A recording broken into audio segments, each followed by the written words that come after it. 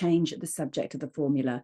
Now, you're only going to get one of these. I've popped 2 on because I wanted a couple of sort of different questions so that we've got some variety to practice against.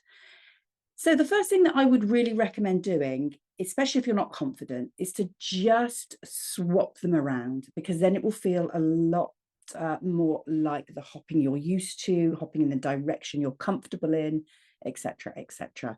So we're just going to undo this, and the +4 is going to go and land as -4, giving us 2x equals y, and then we divide through by that 2. So x is equal to y -4 all over 2.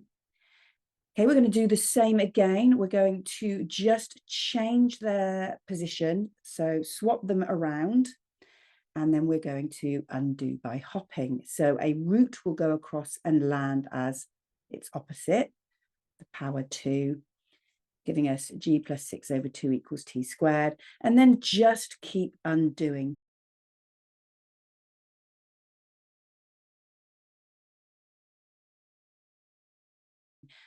One of the sort of top tips I've got, it's not foolproof, but it's pretty good if you're not sure about what to hop next, because there's quite a few to do, then the last thing you say is the first thing you hop.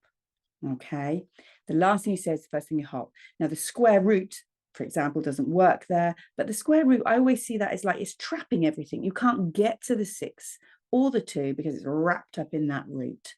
So once you've got rid of that and released everything, then g plus 6 divided by 2 is the last thing you say. So hopefully you've got the idea of how that would work.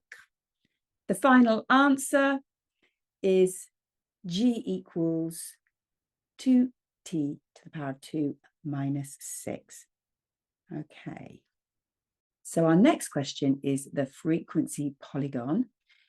To draw this, we need coordinates. We always use the midpoint with the frequency. So you find all of your coordinates that you're going to plot, and then you plot them.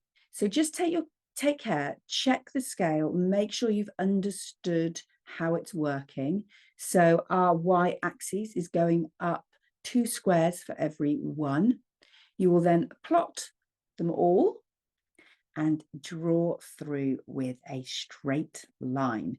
Now that is really important. I've done the first one without, and then the rest I have put in with actual straight lines, and you can really see the difference. We want it sharp, so make sure you are using a ruler, lining up, and only drawing between the points that you've plotted. Don't put anything extra in. Okay, for our next question, we have some expanding and simplifying. So we've got 5 times p is 5p, 5 times 3 is positive 15, minus 2 times 1 is minus 2, and be careful here, we've got a negative and a negative making a positive. So we've got plus 4p. We're going to collect our p's. We've got 9p in total. And then we're going to do our number work, 15 take 2, which is positive 13. Now for the factorising, we've got 2 questions here. We're looking for the common multiple that goes into both numbers, and the biggest one. So 5 is the one that we would use for this question, and then it can sometimes confuse people. Remember, we are having to think about what to put in the bracket that multiplies to make what we were given. So we're going to need a 1. 5 times 1 is 5, and then to make the 10, we're going to need a 2. 5 times 2 is 10, and then that m is stuck to it. Same principle for the second one. 2 is the common number, so that would come outside the bracket. But we have got a and b both common in each term, so they must come out as well. Now, thinking about what I'm going to put inside the bracket, I've already got the 2 on the outside. I need a squared, so I'm going to put a, and then I need a b, which I've already got on the outside. So I really only need that single a. For the second part, I want 6. So 2 times 3 is going to give me 6. I've got the A already on the outside. I've got one of the B's on the outside, so I just need one more B. So 2AB, and then in your bracket, A plus 3B. Not an easy question.